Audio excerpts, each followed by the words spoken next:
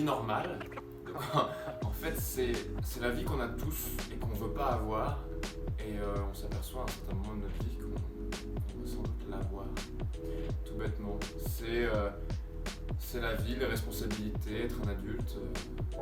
Voilà. Et l'idée de cette EP, c'est d'arriver à en sortir de the normal life. C'est qu'il y a des choses dans la vie qui nous transcendent, je pense. Et donc en fait, qui rendent cette normal life un peu plus pétillante. La normal life, c'est se rendre compte que on a toujours voulu être un aventurier à 27 ans et qu'on le sera peut-être pas, mais c'est pas grave. Et qu'en fait on l'est à notre manière, dans notre quotidien, dans nos responsabilités, on est des aventuriers du quotidien. Donc en fait la normal life elle est bien. Et j'ajouterais que le premier EP il parle d'une histoire d'amour, des débuts de l'histoire d'amour jusqu'à la rupture, et qu'en fait le deuxième EP c'est la suite. C'est vrai, j'ai oublié. C'est ça, c'est que c'est la suite, donc en fait c'est l'histoire d'amour qui s'unit, le protagoniste qui ensuite et voilà, retrouve sa vie d'homme seul, d'homme célibataire, et comment il va évoluer, comment il va être confronté à la normal life, comme on disait, à la vie normale, et ensuite comment la musique, le voyage vont être une forme de rédemption, et qui va retrouver son équilibre avec tout ça. Je pense que nos univers peuvent se compléter dans le sens où moi je suis un musicien avec une petite formation en musique, ça fait très longtemps que je fais de la musique, sans avoir jamais réussi à me lancer vraiment. Donc j'ai cette sorte d'érudition autour de la musique, autant dans le fait d'en écouter que d'en faire, mais pas vraiment dans le fait d'en produire.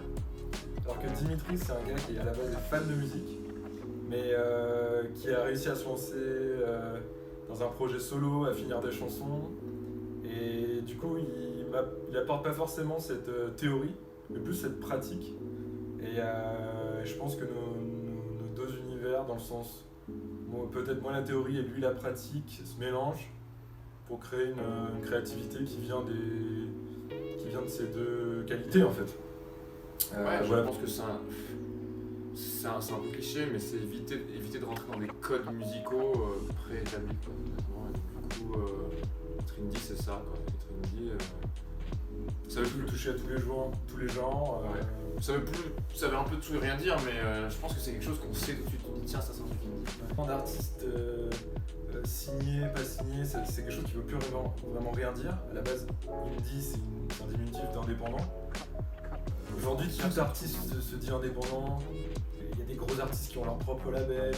Il y a des très gros artistes qui ont des contrats avec maison de disques, mais qui sont juste distribués. Enfin, ce nom indie en fait ne revêt plus vraiment grand sens, à part le fait d'être indépendant de tout style peut-être.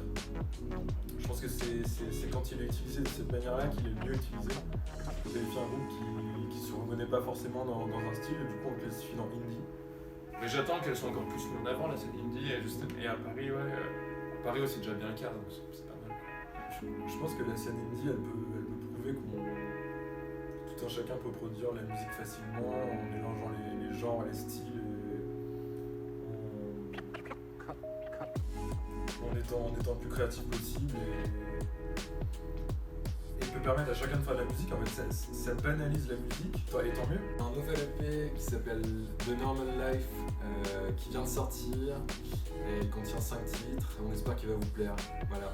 Invite à l'écouter sur toutes les plateformes de streaming, et on vous invite également, et c'est important, à vous abonner à la playlist French Indie sur Spotify, et à suivre Alejandra sur sa page Instagram French Indie, parce que franchement il y a des pépites, il y a des vraies pépites dedans, et ça vaut vraiment le coup.